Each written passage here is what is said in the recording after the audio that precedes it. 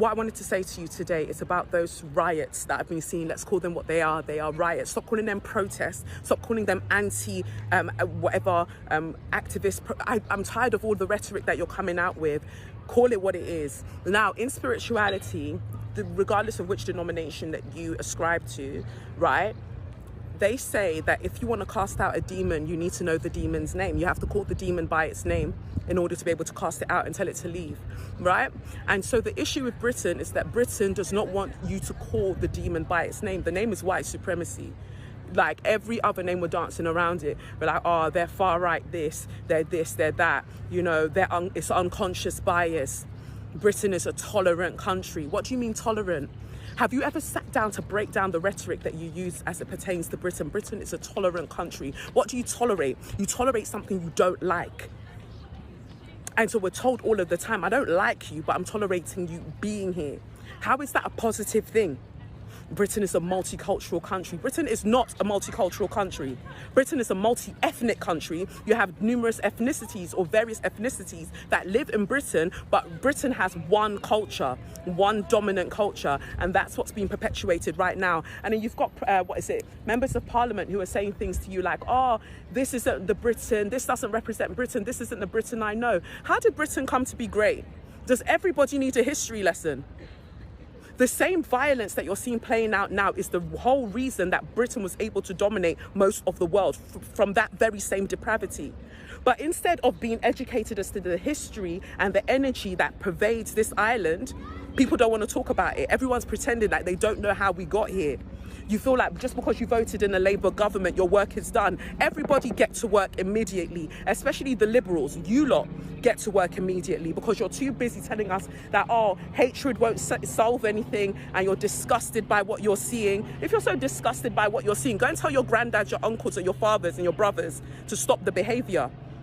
That they need to group up and attack people. And then there are the people who want to lie to themselves and be like, oh, this is a problem that's just happening up north. Are you forgetting Stephen Lawrence? Are you forgetting the boy, the other, where was that? The young black boy that was just slain with a sword the other week. And instead of the papers writing about it accurately, they started calling him Sword Boy, as if he was the one that was carrying the sword, and it wasn't the fact that he was attacked by a white racist. It's very unpopular to see black people coming out to speak for themselves, okay, when all of these things are happening in different countries. So it's not just in the UK that this thing has happened. In fact, UK just started, okay. All of these things have started before now, and usually it's America where they keep talking about black lives and everything. You know, when the whole Black Lives Matters was really trending in America, you know, a lot of people came out, especially the blacks. They come out to say, oh, we're being humiliated, we're being treated unjustly, and everything in between. You know, it was in America, we all got used to the American thing. You know, I've also seen videos where people will say, I'm not black, I'm this, I'm not black, I'm this. You know, I think I watched a video of I'm not black, I'm Dominican, and then you have some black people who say I'm not black, I'm from Somalia, I'm not black, I'm American, you know, those kind of things. And all of a sudden people in the comment section will be like, maybe you should just go to America, the police will be able to tell you what color that you are, okay. I've also seen a video of a particular lady who came out to say, you know what, when she was being arrested and treated unjustly or almost being shot by a police officer, nobody asked her if she was Dominican, she was Haitian, or she was African. Nobody even asked her any question. What they knew is that her color, the color of her skin, is not white, okay. So all of these things has always been happening. Now, coming to the UK, I'm so surprised to hear people say that they are not, that the British are not racist, okay, when we've always heard stories, even while growing up, there's been stories around the whole racism thing and where it all started from. So I'm so surprised to hear people say no, they are not racist, okay. And that's why you have a lot of people moving down there. But I'm quite surprised when this whole thing started, the whole riot against the black, against, yeah, all the people that are not British to go back to their country. You know, that, of course, there's always smoke without fire. There's no smoke without fire, right? This whole thing started because of whatever thing that happened, okay? Yeah. So when this whole thing started, a lot of people came out. In fact, I even saw a lady from British who came out and said her own part and was talking about how if you want the black or yeah, other people to stop coming to British, maybe you should go talk to your government to stop some immigration programs and everything. Like, she said a lot of things. Now, it is quite like, this whole protest was quite alarming, and I'm also very excited seeing black people coming out to speak for themselves, because this, like, it's always hard for you to see them speak for themselves. There are people that manage things a lot. They just want to shove things around the corner, like, okay, you know what, you just have to survive and move on. You know, this thing is also happening in Canada. It's not just in the UK, right?